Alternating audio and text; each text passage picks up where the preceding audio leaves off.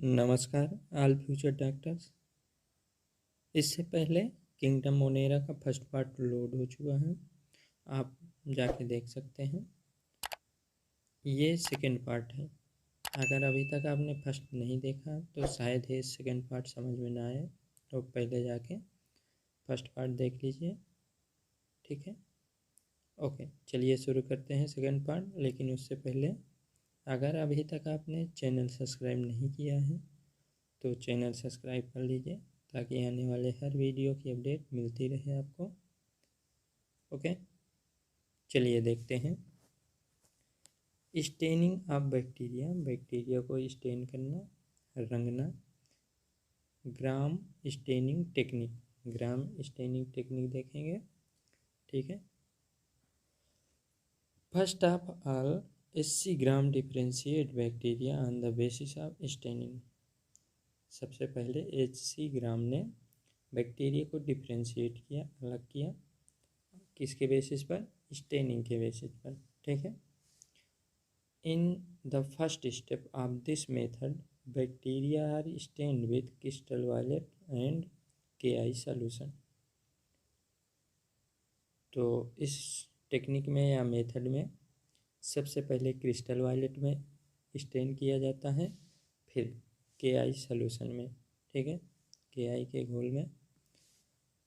After staining, bacteria are washed with acetone और ethyl alcohol.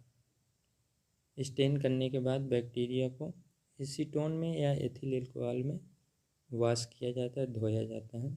After washing some bacteria retain the stain and some bacteria are decolourised. जब हम acetone या ethyl alcohol से धोते हैं, bacteria को wash करते हैं, तो कुछ बैक्टीरिया के जो स्टेन का कलर है, क्रिस्टल वायलेट KI सॉल्यूशन में जब स्टेन करते हैं तो उनका कलर रिटेन होता है, मतलब जाता नहीं है धोने के बाद, और कुछ के कलर चले जाते हैं, ठीक है। दो तरह से हैं। बैक्टीरिया विच रिटेन वायलेट और purple colour called gram positive. जो बैक्टीरिया कलर को रिटेन कर लेते हैं, जिनका कलर नहीं जाता है, उन्हें ग्राम पॉजिटिव बैक्टीरिया कहा जाता है, ठीक है। और and bacteria which decolourise known as gram negative. जिन बैक्टीरिया के कलर चले जाते हैं, जो डीकलराइज हो जाता है, उसे ग्राम निगेटिव बैक्टीरिया कहते हैं। Gram negative bacteria are counter stain by safranin, ठीक है। ग्राम निगेटिव बैक्टीरिया को सेफ्रानिन से काउंटर स्टेन किया जाता है, ठीक है। ग्राम निगेटिव बैक्टीरिया के कलर डीकलराइज हो जाता है आफ्टर वॉशिंग विथ एसीटोन और एथिल एल्कोहल, धोने के बाद, ठीक है। फिर इसको काउंटर स्टेन किया जाता है सेफ्रानिन से। न्यूट्रिशन इन बैक्टीरिया, बैक्टीरिया का न्यूट्रिशन कैसे होता है, पोषण। Compare to many other organism, bacteria as a group show most extensive metabolic diversity.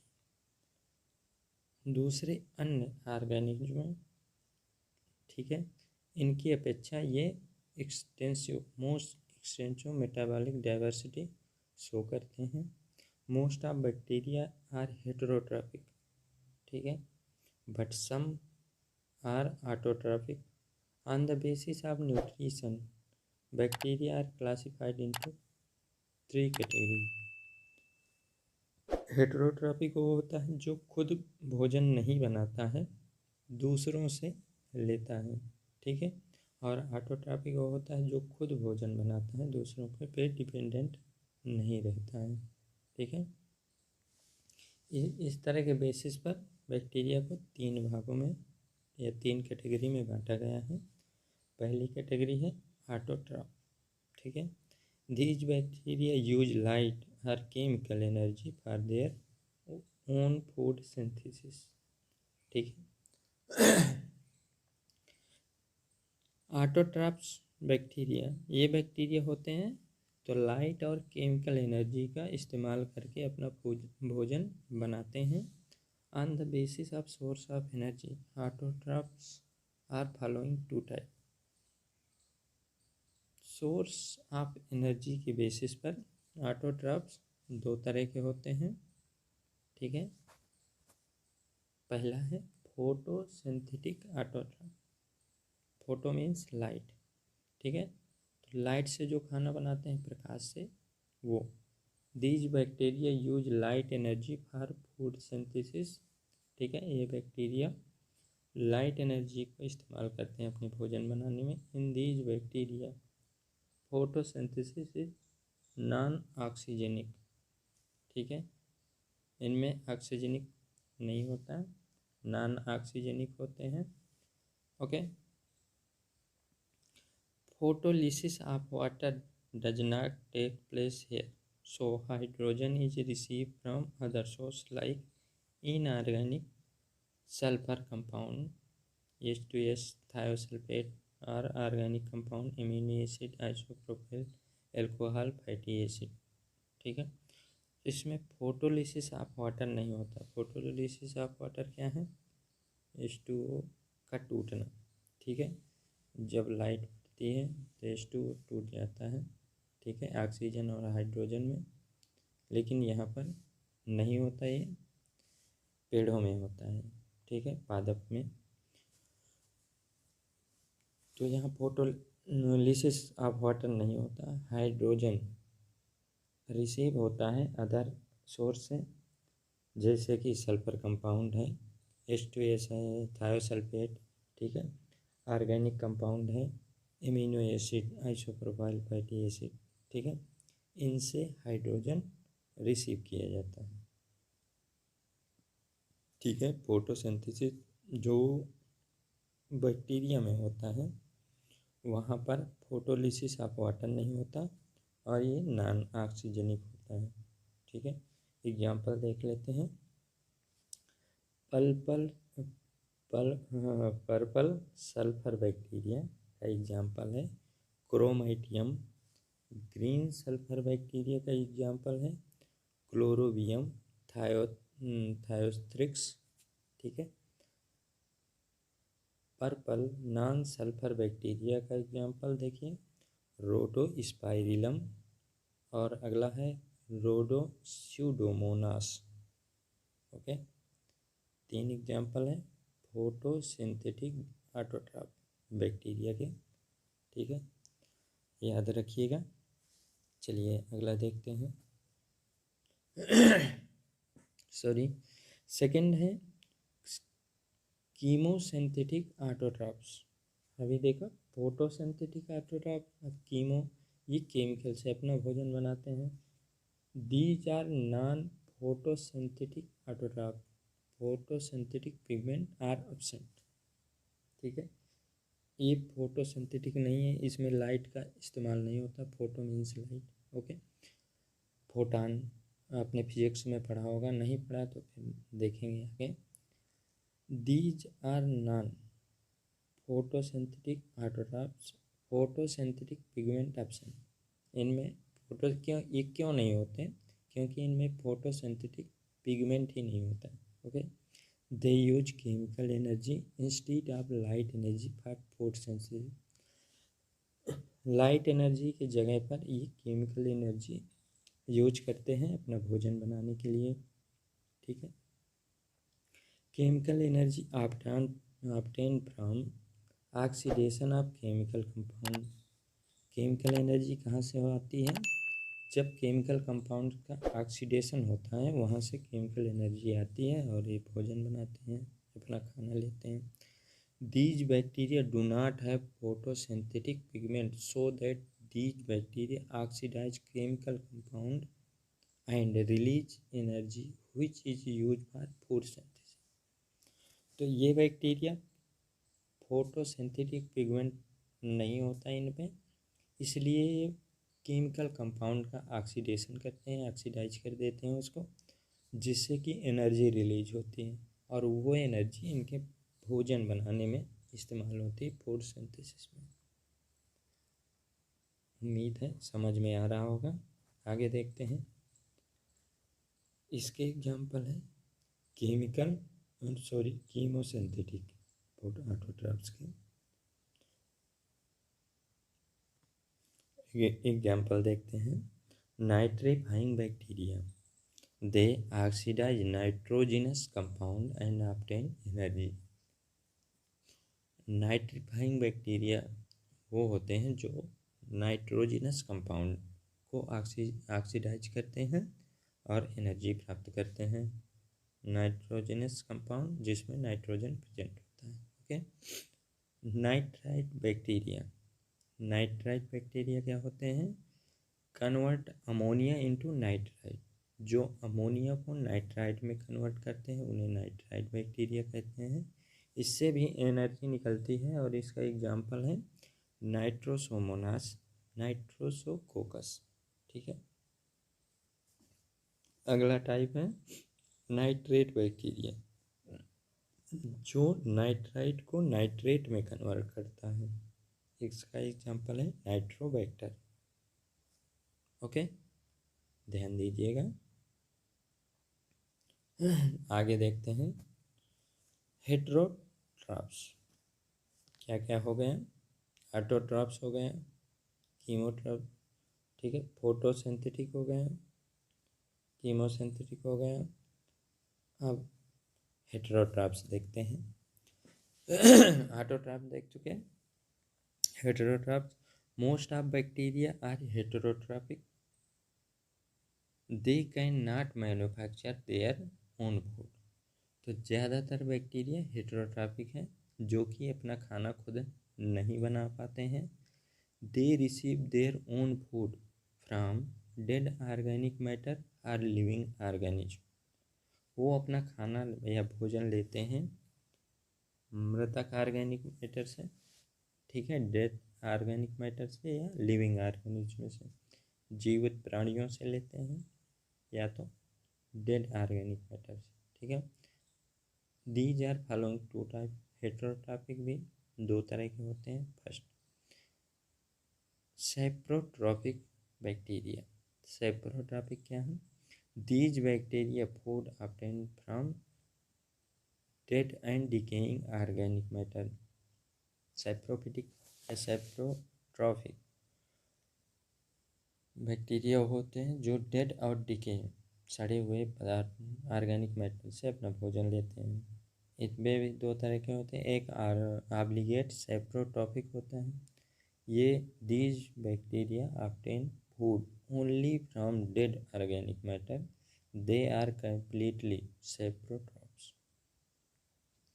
Saprotrophs, ठीक है। तो ये ऑब्लिगेट सेप्रोट्रॉप्स कौन होते हैं? जो केवल और केवल डेड ऑर्गेनिक मैटर से अपना भोजन लेते हैं, उसे ऑब्लिगेट सेप्रोट्रॉपिक कहते हैं।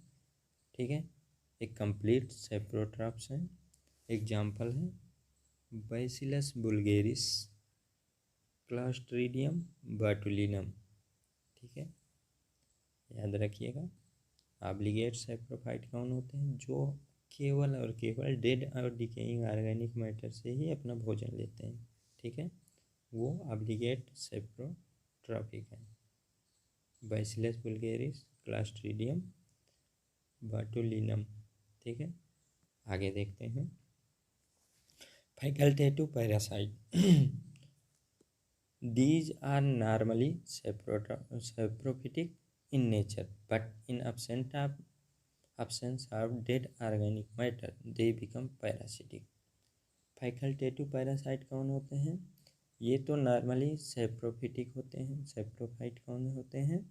जो अपना भोजन डेड और डिकेइंग मैटर से, ऑर्गेनिक मैटर से अपना भोजन लेते हैं, वो सेप्रोफिटिक होते हैं। लेकिन ये होते तो हैं, लेकिन जब डेड डिकेइंग मैटर एब्सेंट होता है, ठीक है, डेड ऑर्गेनिक मैटर नहीं मिलता है, तो ये पैरासाइट की तरह बिहेव करने लगते हैं, अपना भोजन पैरासाइट की तरह लेते हैं।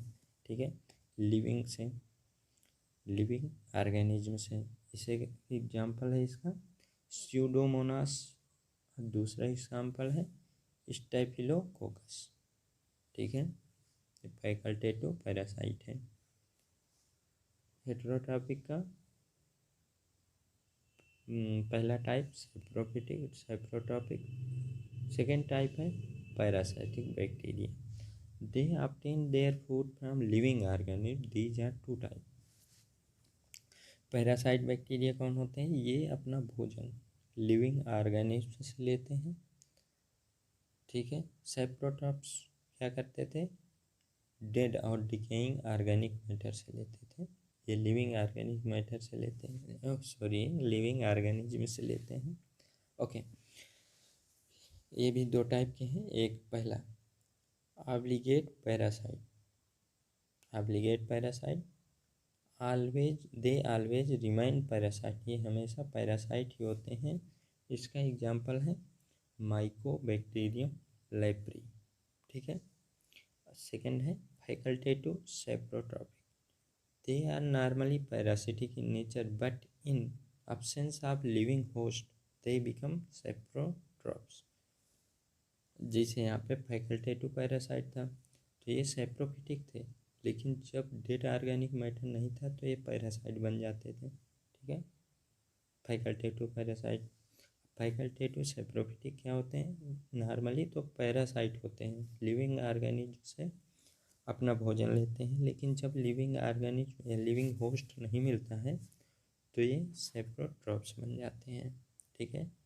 डेड ऑर्गेनिक मैटर से अपना भोजन लेते हैं। इसका एग्जाम्पल है माइकोबैक्टीरियम ट्यूबरकुलोसिस, ठीक है। फैकल्टेटिव सेप्रोट्रॉपिक, ठीक है। सिम्बियोटिक बैक्टीरिया अगला फॉर्म है। These bacteria convert atmospheric nitrogen into nitrogenous compounds like amino acid NO3 and salt of ammonia. Symbiotic bacteria कौन होते हैं? ये बैक्टीरिया एटमॉस्फेयर में जो नाइट्रोजन है, वातावरण में जो नाइट्रोजन है, उस नाइट्रोजन को नाइट्रोजन कंपाउंड में बदल देते हैं, जैसे कि एमिनो एसिड में, NO3 में, अमोनिया के साल्ट में, ठीक है। इसे सिम्बियोटिक बैक्टीरिया कहते हैं। सिम्बायोटिक राइजोबियम इसका एग्जाम्पल है, ठीक है, याद रखिएगा। चलिए आगे देखते हैं, उम्मीद है समझ में आ रहा होगा। अब देखते हैं रेस्पिरेशन या respiration. On the basis of respiration bacteria are two type, ठीक है। रेस्पिरेशन के बेसिस पर बैक्टीरिया दो तरह के होते हैं। Aerobic bacteria, these are two type. Aerobic bacteria जो ऑक्सीजन अपने रेस्पिरेशन में इस्तेमाल करते हैं, ठीक है, ठीक है। तो एरोबिक का फर्स्ट टाइप है obligate aerobic. These are completely aerobic and die in absence of oxygen. Obligate aerobic वो होते हैं जो ऑक्सीजन के absence में डेड हो जाते हैं, मर जाते हैं, और अपने रेस्पिरेशन में ऑक्सीजन इस्तेमाल करते हैं, ठीक है। इसका एग्जाम्पल है एजोटोबैक्टर, ठीक है। अब ये फैकल्टेटिव एनारोबिक कौन है? These are normally aerobic bacteria but can survive in absence of oxygen. Facultative anaerobic कौन है? वैसे तो ये एरोबिक हैं, ऑक्सीजन लेते हैं, लेकिन जब ऑक्सीजन नहीं मिलती है तो भी ये सर्वाइव कर जाते हैं। इसे फैकल्टेटिव एनारोबिक कहते हैं। इसका एग्जाम्पल है एसिटोबैक्टर एसिटी, और अगला एग्जाम्पल है क्लस्ट्रीडियम टिटेनी, ठीक है। ओके, साफ कर देता हूँ। आगे देखते हैं एनारोबिक बैक्टीरिया। एनारोबिक बैक्टीरिया क्या होते हैं? जहाँ पर ऑक्सीजन का यूज नहीं होता है रेस्पिरेशन में। Obligate anaerobic, these are completely anaerobic bacteria and do not have capacity of aerobic respiration. Obligate anaerobic bacteria वो होते हैं जो कम्प्लीटली ऑक्सीजन का इस्तेमाल करते ही नहीं, और ठीक है, और इनमें कैपेसिटी भी नहीं होती है कि वो एरोबिक रिस्पिरेशन कर सकें। ठीक है, इसका एग्जांपल है क्लॉस्ट्रीडियम बाटुलिना। ठीक है, facultative aerobic, these are normally anaerobic but have capacity of aerobic respiration. Facultative aerobic bacteria कौन है? नॉर्मली तो ये सॉरी एनारोबिक है, इन्हें ऑक्सीजन की ज़रूरत नहीं होती है रेस्पिरेशन में, लेकिन इनमें ये कैपेसिटी भी होती है कि ऑक्सीजन का इस्तेमाल कर सकते हैं। ठीक है, रेस्पिरेशन में। ये इसका एग्जांपल है fermentation bacteria except acetobacter acetic. ठीक है, इसके अलावा सभी फर्मेंटेशन बैक्टीरिया में ये क्षमता होती है, कैपेसिटी होती है कि वो ऑक्सीजन का इस्तेमाल कर सकते हैं रेस्पिरेशन में। उम्मीद है आपको समझ आ रहा होगा। आगे बढ़ते हैं। रिप्रोडक्शन, बैक्टीरिया का रिप्रोडक्शन देखते हैं। Reproduction, bacteria reproduce by 2 method. First asexual reproduction, second genetic recombination. Bacteria 2 तरह से रिप्रोड्यूस करता है, एक एसेक्सुअल रिप्रोडक्शन, एक जेनेटिक रिकम्बिनेशन। अब देखते हैं एसेक्सुअल में पहला है बाइनरी फिजन। ठीक है, this is the most common method of bacterial reproduction. Binary fission takes place by amitosis. ठीक है, बाइनरी फिजन बैक्टीरिया का बहुत ही कॉमन रिप्रोडक्शन का टाइप है। बाइनरी फिजन एमाइटोसिस में टेक्स प्लेस करता है। Binary fission takes place by amitosis. Amitosis के द्वारा बैक्टीरिया का बाइनरी फिजन होता है। ठीक है, ये जब हम सेल के बारे में पढ़ेंगे तो माइटोसिस, मियोसिस, एमाइटोसिस ये सब बहुत ही डिटेल में देखेंगे, आप बस समझ लीजिए यहाँ पे। Amitosis is characteristic of prokaryotes. ठीक है, प्रोकैरियोट की करेक्टर है mitosis. Mitosis and meiosis never occur in prokaryotes. Mitosis और मियोसिस प्रोकैरियोट में कभी नहीं पाए जाते। ठीक है, एमाइटोसिस करेक्टर ही पाया जाता है प्रोकैरियोट्स में। Okay, first of all DNA replication takes place in bacterial cell. सबसे पहले डीएनए का रेप्लिकेशन होता है बैक्टीरिया सेल में। Under favourable condition bacteria cell divide into 2 cell due to formation of transverse septum in the centre of cell.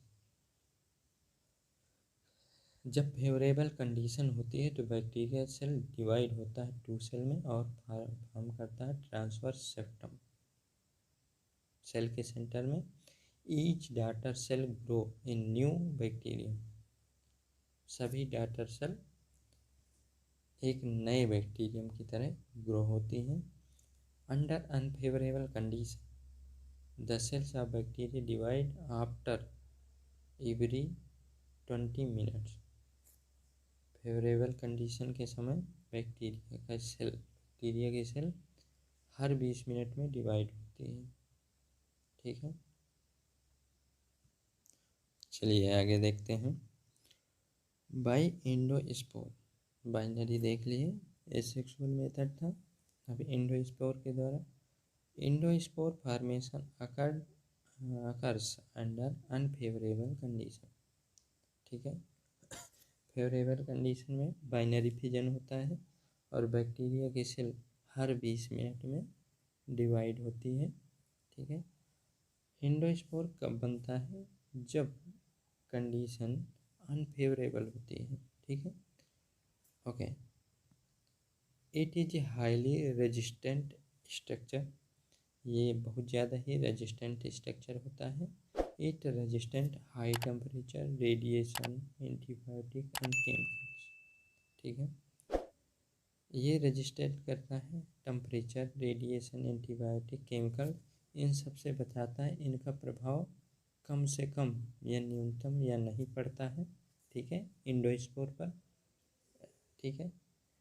It is also known as reproduction without multiplication. Endospore method को reproduction without multiplication भी कहा जाता है, ठीक है। Endospore is a highly resistant structure due to presence of calcium dipicolinate in cortex, ठीक है। Endospore के कार्टेक्स में कैल्शियम डिपिकोलिनेट पाया जाता है, इस वजह से हाईली रेजिस्टेंट स्ट्रक्चर है। Endospore is stain by nigrosin reagent, ठीक है। एंडोस्पोर को स्टेन किया जाता है नाइग्रोसिन रीएजेंट के द्वारा। Endospore formation is seen mostly bacillus type bacteria. ज़्यादातर एंडोस्पोर का formation bacillus type of bacteria में देखा जाता है। ओके, आगे बढ़ते हैं। आइए देखते हैं, ये इनर स्पोर्स है, इनर स्पोर कोट है, ठीक है। ये कार्टेक्स है, यहाँ पे कैल्शियम डिपिकोलिनेट पाया जाता है कार्टेक्स में, ठीक है। जर्म सेल है बैक्टीरिया सेल वाल की, ठीक है। एक प्लाज्मा मेम्ब्रेन है, ये कोर है एंडोस्पोर का। एक्जोस्पोरियम है और आउटर स्पोर, ठीक है। ओके, आप बढ़िया आराम से वीडियो पॉज करके देखिए, ठीक है। चलिए आगे बढ़ते हैं। ओके, चलिए देखते हैं आगे। ओके, सेकंड है जेनेटिक रिकम्बिनेशन, ठीक है। ये हम देख चुके हैं, एंडोस्पोर बाइनरी एसेक्सुअल रिप्रोडक्शन, और सेकंड पार्ट है जेनेटिक रिकम्बिनेशन। ओके, आइए देखते हैं genetic recombination. True sexual reproduction is absent in bacteria because it does not involve fusion of male and female gametes to produce a diploid zygote। तो bacteria में true sexual reproduction नहीं पाया जाता क्योंकि इसमें मेल और फीमेल गैमीट मिलकर diploid zygote नहीं बनाते हैं, ठीक है। Genetic recombination involves transfer of some genes from a bacterium to another bacterium, ठीक है। जेनेटिक रिकम्बिनेशन में कुछ जीन एक बैक्टीरियम से दूसरे बैक्टीरियम में जाते हैं। ये मेथड दो तरह से है। पहला मेथड है transformation. In this process one kind of bacterium is transferred into another kind, ठीक है। इस प्रोसेस में एक तरह के बैक्टीरियम ट्रांसफॉर्म होते हैं दूसरी तरह में, ठीक है। Transformation was first of all discovered by Griffith.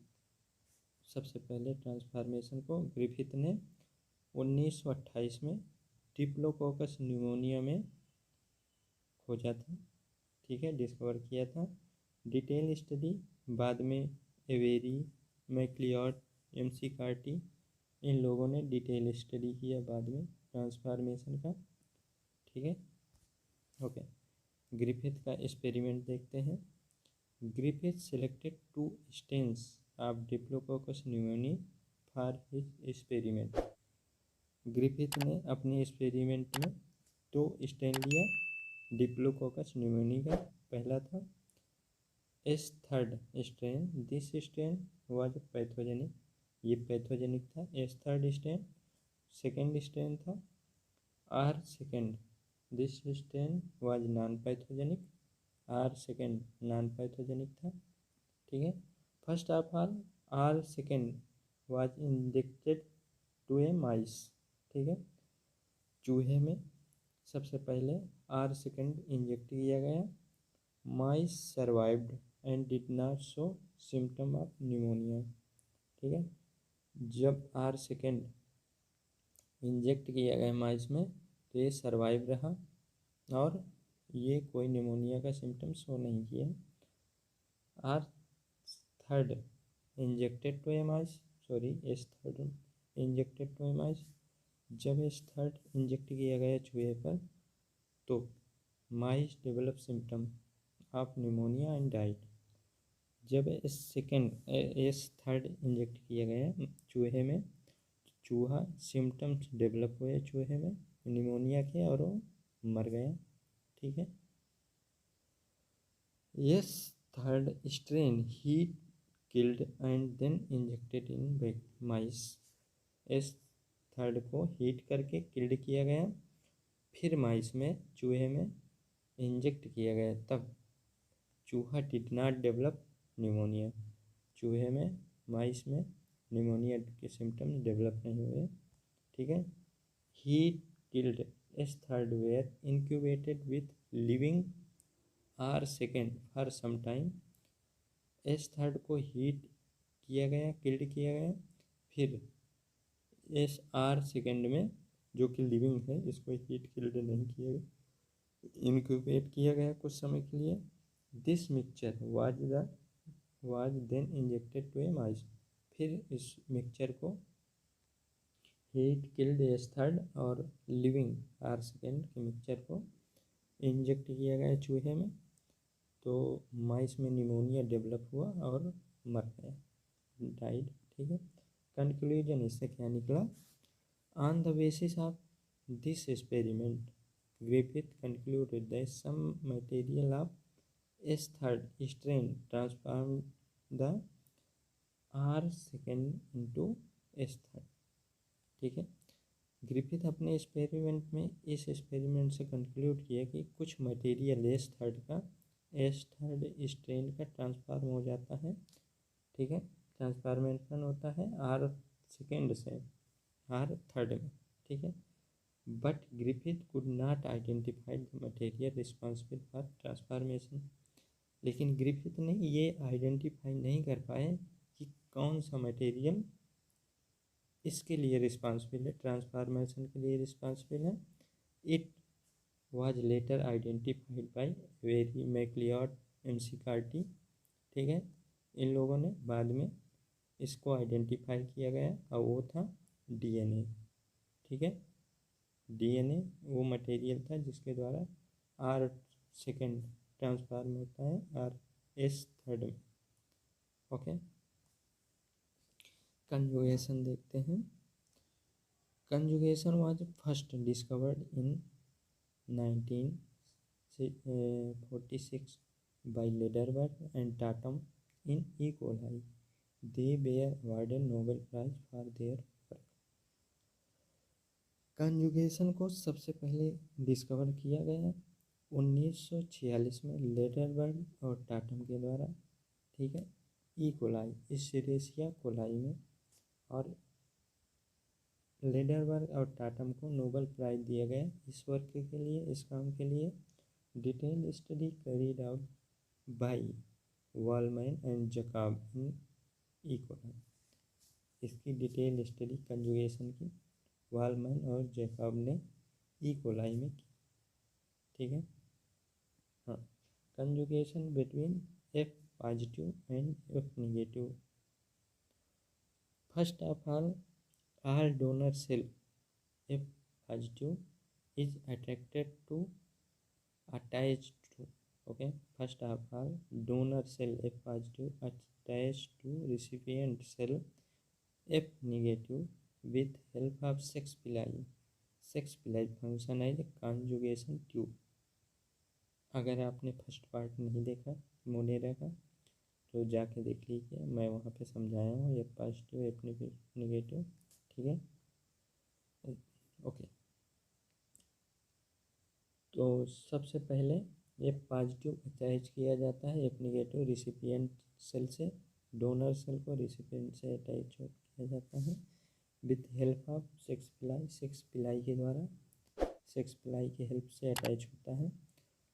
F factor, F plasmid now replicate and the replica move to F negative through conjugation tube.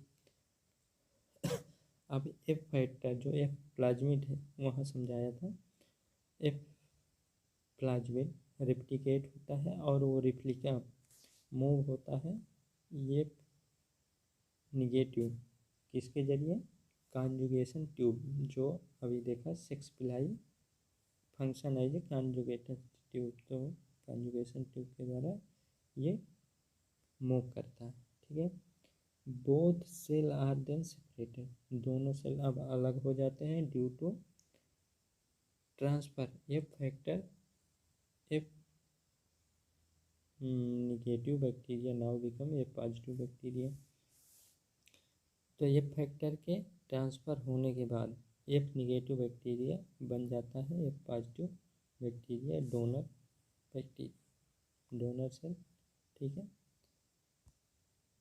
ये देखिए एफ प्लाज्मिड ये डोनर है एफ पॉजिटिव और ये रिसिपिएंट है। ठीक है, ये जुड़ता है पिलाई से, ठीक है, या पिली से, जिसे कॉन्जुगेशन ट्यूब कहा जाता है। फिर ये सेप्टम बनाता है। अब इधर ओरिजिनल एफ डोनर सेल है और न्यू डोनर सेल है। ठीक है, ये अलग हो जाते हैं, दोनों पॉजिटिव और निगेटिव मिलके दोनों पॉजिटिव बनते हैं, डोनर सेल बनते हैं। ठीक है, ऐसे कॉन्जुगेशन होता है, कॉन्जुगेशन ट्यूब है, सेप्टम है। ओके, ठीक है, चलिए आगे देखते हैं। Conjugation between HFR male and F minus female, F negative HFR का मतलब हाई फ्रीक्वेंसी और सुपर मेल। ठीक है, HFR का मतलब क्या होता है, हाई फ्रीक्वेंसी और super male. Name HFR was given by Cavalli. ठीक है, HFR को कैवेली ने नाम दिया है। समटाइम्स द F फैक्टर और F plasmid incorporated in xenophores, then this cell is called HFR male या हाई फर्टिलिटी मेल। ठीक है, कभी कभी ये फैक्टर या प्लाज्मिड इनकॉर्पोरेट होता है जीनोफोर्स में, इसलिए इस सेल को कहा जाता है HFR मेल या हाई फर्टिलिटी मेल। ठीक है, first of all HFR attach to F negative cell. ठीक है, रिसिपिएंट सेल फीमेल सेल में HFR अटैच होता है। Then the genophore now replicate, अब जीनोफोर रेप्लिकेट हो रहा है, एफ फैक्टर आल्सो रेप्लिकेट। ठीक है, along with the genophore, genophore के साथ साथ एफ फैक्टर भी रेप्लिकेट होता है। Now replica of the genophore and F factor move into the recipient F negative cell में इन द लीनियर फॉर्म। ठीक है, जैसे रेप्लिकेट हो चुका तो genophore and F factor move करेगा एफ निगेटिव सेल में। ठीक है, जो कि रिसिपिएंट या फीमेल सेल है, लीनियर फॉर्म में। The F factor lies at last and, F factor जो सबसे अंत में होता है, लाई करता है।